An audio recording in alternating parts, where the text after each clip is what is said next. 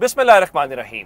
लाखों करोड़ों दुरूदो सलाम मोहम्मद मुस्तफ़ा सल्लल्लाहु अलैहि वसल्लम और आले मोहम्मद पर। मैं हूँ उमर दराज गोंदल। मैं आपको जो सबसे पहले बताना चाहता हूँ वो इमरान खान से मुतल्लिक है। आप जानते हैं कि कल खैबर पख्तूनख्वा के अंदर तहरीक इंसाफ ने एक लिहाज से अपनी ताकत का मुजाहरा किया है और जिसको सॉफ्ट पावर कहते हैं। और ये कोई जलसा नहीं था, कोई रैली नहीं था, लोगों ने खुद से ही अपने झंडे लगाए, सोशल मीडिया के ऊपर डीपीज लगाई और जिसका मकसद ये था कि वो इमरान खान के साथ हैं, वो तहरीक इंसाफ के साथ हैं। जिसके बाद पहली खबर आ गई है कि आप जानते हैं कि पंजाब में तो वाफर तादाद में लोग छोड़ के गए हैं, खैबर पख्तूनख्वा में लोगों ने उस तरह नहीं छोड़ा। और यही बात उस दिन BBC वाले पूछ रहे थे कि आखिर क्या वजह है कि खैबर पख्तूनख्वा के अंदर लोग जो हैं अब भी हिचकिचा रहे हैं तहरीक इंसाफ को छोड़ने के हवाले से। अब वहाँ पे जो बड़ा नाम है वो परवेज़ खटक का है, लेकिन आज परवेज़ खटक समेत उनका जो कड़ाका निकला है मैं आपको वो खबर देना चाहता हूँ। चूँकि तहरीक इंसाफ ने परवेज़ खटक को शोकॉज दिया, जिसका मतलब ये था कि आप पार्टी छोड़ने के ऊपर लोगों को कायल कर रहे हैं, तो जनाब आप बताएं आप ऐसा क्यों कर रहे हैं।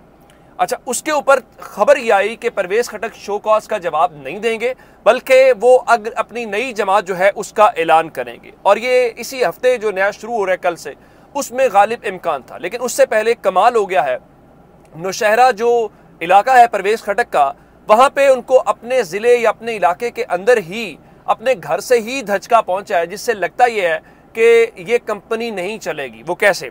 अब उन्होंने साबिक MPA और उनके जो करीबी साथी हैं अदरीस खटक ने उन्होंने इजलास बुलाया। अब ये सारे के सारे परवेज़ खटक के मुताबिक, उनके कहने के मुताबिक चलते थे या उनके कहने के ऊपर चलते थे।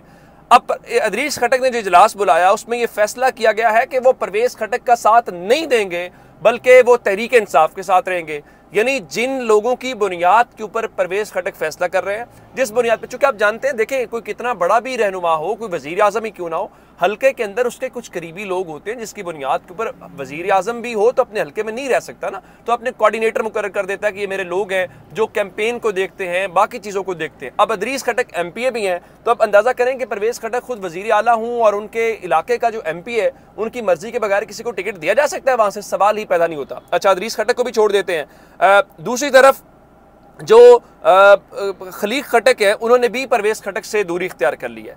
अब मेरे पास एक और ख़बर है, वो ये है कि परवेज़ खटक साहब के जो दामाद हैं वो भी कन्फ्यूजन का शिकार हैं कि वो किस तरफ जाएं।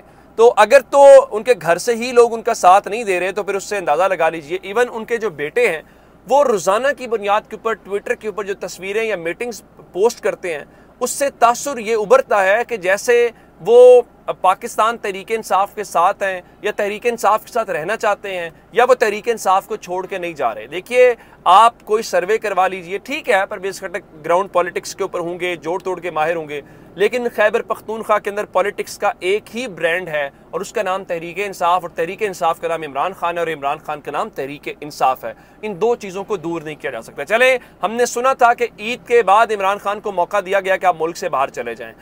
आज भी अंसार अब्बासी साहब ने वीलॉग किया, वो बता रहे थे कि फौज में इमरान खान के हवाले से बहुत गुस्सा है और इलेक्शन में कोई स्पेस नहीं बन सकती। अब गालिब इम्कान ये है कि 4 जुलाई को इमरान खान ने, आज से कल को दिन छोड़ के परसों उन्होंने इस्लामाबाद जाना है, तो बहुत स्पेकुलेशंस हैं कि उनको गिरफ्तार कर लिया जाएगा और फिर आगे चल के प्लान A और प्लान B और प्लान C वाली जो बातें हैं।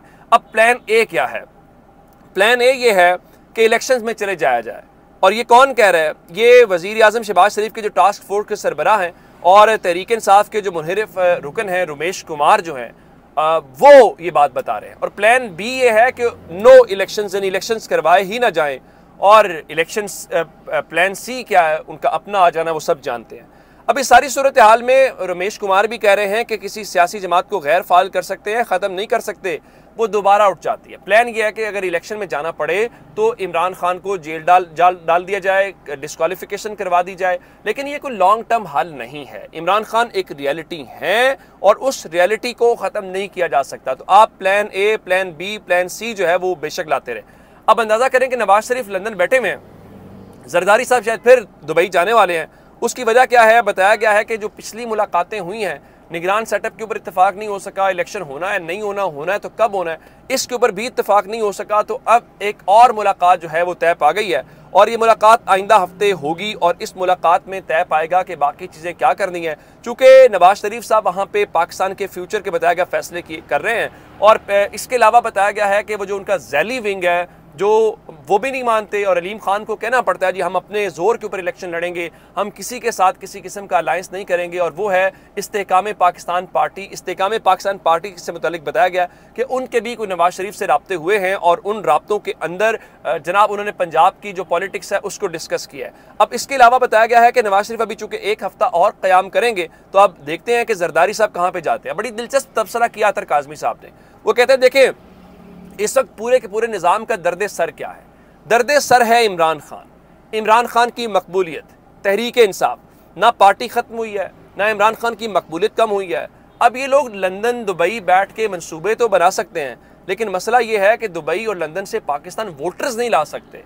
वोटर्स पाकिस्तान के अंदर ही हैं, और पाकिस्तान का जो वोटर है उसके नफ्स के ऊपर किसी एक बंदे ने हाथ रखा हुआ है तो उसका नाम इमरान खान है। वो उनके मसलों को भी समझता है, वो उनके दरमियान भी बैठा हुआ है, वो उनकी बात भी करता है, उनके दिल की बात भी बोलता है। आप लंदन दुबई बैठ के पाकिस्तानियों के मसलों को नहीं समझ सकते।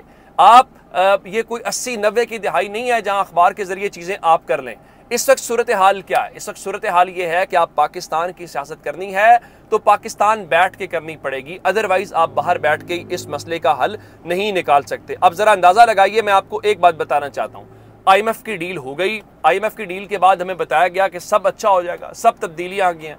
मियां मनशाह नून लीग के बहुत करीब भी हैं, सब लोग जानते हैं। चलिए, वो एक बड़े कारोबारी शख्स हैं, ताजिर हैं। उन्होंने बताया कि देखिए विफाकी हुकूमत के पास कोई फंड्स नहीं है उनका, हम सिर्फ टैक्स जमा करते हैं। हम टैक्स किस लिए जमा करते हैं? हम सैलरीज देने के लिए जमा करते हैं। और उनके मुताबिक चलें, आपका IMF का मुआहिदा हो गया, 8-9 महीने आपके फिर गुजर जाएंगे। लेकिन प्रॉब्लम क्या है? प्रॉब्लम ये है कि आपने जो डिसिप्लिन लाना है, जो रिफॉर्म्स लानी है, वो वहीं की वहीं रहेंगी। अब इस बार तो चलें, सऊदी अरब ने, चीन ने, बाकी दोस्तों ने कर्जा रोल ओवर कर दिया। चंद महीनों के बाद ये तमाशा फिर लगेगा, फिर आपका कर्जा भी कोई रोल ओवर नहीं करेगा, फिर आपकी हुकूमत भी आ चुकी होगी, तो फिर आप क्या करेंगे? फिर आप ये हमें ज़रूर बता रहे हैं कि इकोनॉमिक रिवाइवल प्लान जो है वो आ गया है, और इकोनॉमिक रिवाइवल प्लान के ज़रिए हम बहुत ज़्यादा सरमायाकारी ले आएंगे। जब मुल्क में सियासी इस्तेकाम ना हो, मुल्क के निज़ाम के ऊपर आप एतमाद करने को तैयार ना हो, तो फिर आप कैसे उसके ऊपर कर लेते हैं? ज़रा अंदाज़ा लगाइए कि आज खबर ये है कि पाकिस्तान IMF से कर्ज लेने वाला दुनिया का चौथा बड़ा मुल्क बन जाएगा। अब चौथा बड़ा मुल्क बन के हमने जो $3 अरब लेने हैं, तो ये उनके जो अदादो शुमार हैं उसमें हम चौथे नंबर के ऊपर हैं। तो मेरे ख्याल से ये कोई फ़ख्र की बात तो नहीं है, ये कोई एजाज़ की बात तो नहीं है। लेकिन चूंकि हमारे यहाँ इस वक्त यही समझा जा रहा है कि जनाब हमने ये बहुत बड़ा मार्का सर अंजाम दे लिया है, तो जनाब चलिए इसको आप ठीक कर लीजिए। अब ज़रा एक और बात मैं आपको बताऊँ, नजम सेठी और वो क्रिकेट बोर्ड वाला मसला बना हुआ है, और नजम सेठी का नाम सुनने जी वज़ीर आज़म के लिए, कुछ लोग कह रहे हैं जी उनका नाम नहीं है। लेकिन अब अंदाज़ा कीजिए कि जो PCB है उसके अंदर कुछ बेज़ाब्तगियों का मामला है, और हुकूमत की अपनी ही वजारत ने ख़त लिखा कि आप रिकॉर्ड दीजिए, और रिकॉर्ड दे के ताकि उसका किया जा सके। लेकिन 5 ख़त लिखे जा चुके हैं, 5वां ख़त जारी कर दिया गया है, और वो रिकॉर्ड PCB वाले नहीं दे रहे। रिकॉर्ड क्या है कि भाई आपने मुआहदे क्या किए हैं, आपने किन किन लोगों को रखा है, उसका डाटा फराहम किया जाए। लेकिन पाकिस्तान जो क्रिकेट बोर्ड है वो इस बारे में बाकायदा उनको जवाब नहीं दे रहा। और इससे पहले आप जानते हैं कि हमारा तमाशा वो वर्ल्ड कप वाला लगने वाला है।